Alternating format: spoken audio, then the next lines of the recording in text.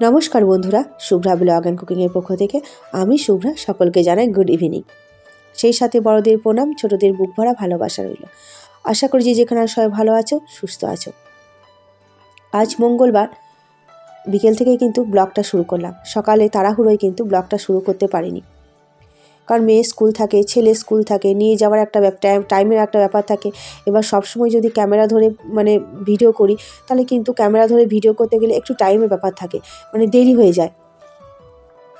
সেই জন্য কিন্তু সকালে ব্লগটা আজকে শুরুই করতে পারিনি, বিকেল দিকে ব্লগটা শুরু করলাম। এদিকে দেখো, ছেলে টিউশনি পড়তে যাবে, ওকে বললাম সন্ধ্যের সময় অনেক দিন চপ খাইনি, আজকে চপ নিয়ে আসবি। সেই জন্য খুচরো কুটা ছিল, ওকে খুচরো কুটা দিলাম। ও পড়তে যাবে, আসার পথে দুটো চপ নিয়ে আসবে। আর তোমরা ভাবছো আমি চুড়িদার পরে আছি, কোথাও যাব না গো, কোথাও যাব না। মেয়েকে সকালে স্কুল নিয়ে গিয়েছিলাম, স্কুল থেকে এসে শুধু মেয়েকে স্কুলের ড্রেসটা ছাড়িয়েছি। আর আমি এত ঠান্ডা লেগেছে, স্কুলের এই জামা প্যান্টটা ছাড়িয়ে নিখো, নাইটি পরতে ইচ্ছা করছিল না। চুড়িদারটা পরেছিলাম, বেশ টান ধরেছিল। দিয়ে কি করব, মেয়েকে স্কুল ড্রেসটা ছাড়িয়ে ওকে ভাত খাইয়েছি, তারপর আমি খেয়ে কিন্তু বিছানার তলে শুয়ে পড়েছিলাম। দিয়ে আর খুলিনি, ইচ্ছা করিনি, থাক আজকে সারাদিন পরে থাকবো, একটু পর সন্ধে জ্বালবো, তখন ছেড়ে দেবো। আর এদিকে দেখো, ছেলে সাইকেল বের করছে, ও কিন্তু পড়তে যাবে। আর আজকে একটু ওর টিউশনিটা একটু তাড়াতাড়ি, স্যার ফোন করেছিল, স্যার বললো যে ঠান্ডা পড়েছে খুব, একটু তাড়াতাড়ি এলে পরে আর কি তাড়াতাড়ি ছুটি দিয়ে দেবে, ভালো হয় জানো তো, কারণ অনেকটা সন্ধে হয়ে যায়, ঠান্ডার দিন আসতে কিন্তু খুব কষ্ট হয়। আর যত বলবো না সোয়েটার পর, তলে একটা সোয়েটার পর, কিছুতেই আমার ছেলে মেয়ে দুটোই সোয়েটার পরতে চায় না।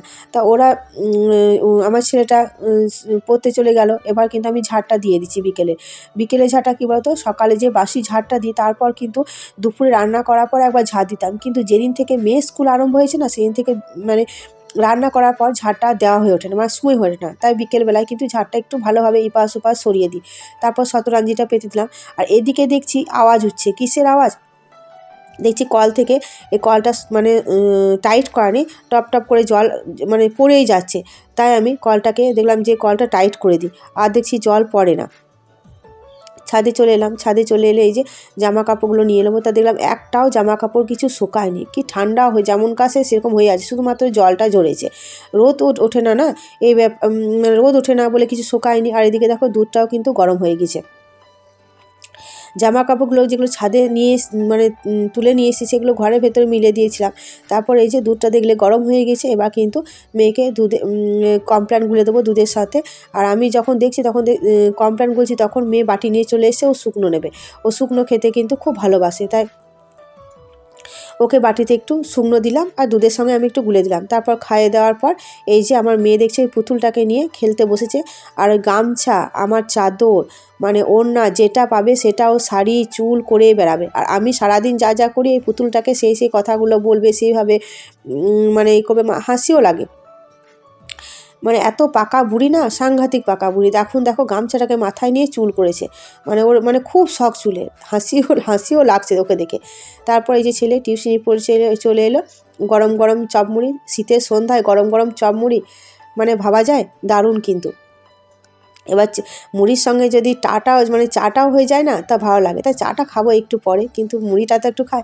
আর মেয়ে চপ নেবার জন্য বায়না করছিল, ওকে একটু ভেঙে দিলাম। আর এই যে ছেলে মুড়িটা মাখিয়ে নেবো।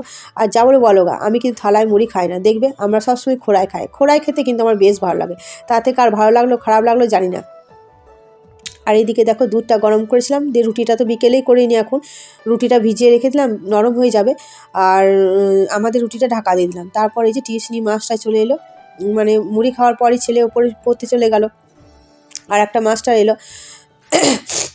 এসে এই যে ও মাছটাকে চা করে দিলাম। আর আমি আর আমার মেয়ের জন্য চা। আর আমার মেয়ে আমি যতবার চা করব, আমার মেয়ে কিন্তু ততবার চা খাবে, ও কিন্তু খুব চা খায়। তাতে আবার দুধ চা, ও কিন্তু লিকার চা খায় না। লিকার চা যদি বাই চান্স দুধ শেষ হয়ে যায়, আমি যদি লিকার করি, তাহলে বলবে কি আমি কালো চা খাবো না, আমাকে ভালো চা করে দাও, ভালো চা, সাদা চা খাবে। ও দুধ চাকে সাদা চা বলে, আর লিকার চাকে বলে কালো চা আমি খাবো না, ভালো লাগে না, তাই বলবে। তা চাটা খাওয়ার পর ছেলে তো ওপরে পড়তে পড়াতে এসছে, ও পড়ছে। আর আমি ওকে আজকে টিভি ঘরে ও টিভি ঘরটাতে পড়তে বসাই, টিভি ঘরে পড়তে বসায়নি, এই ঘরে পড়তে বসেছে।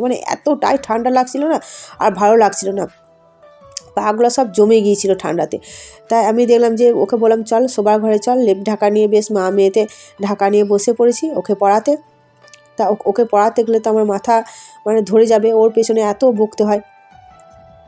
কিন্তু ও তো বাচ্চা, ধীরে সুস্থে আস্তে আস্তে না পড়ালে ও পড়বেও না।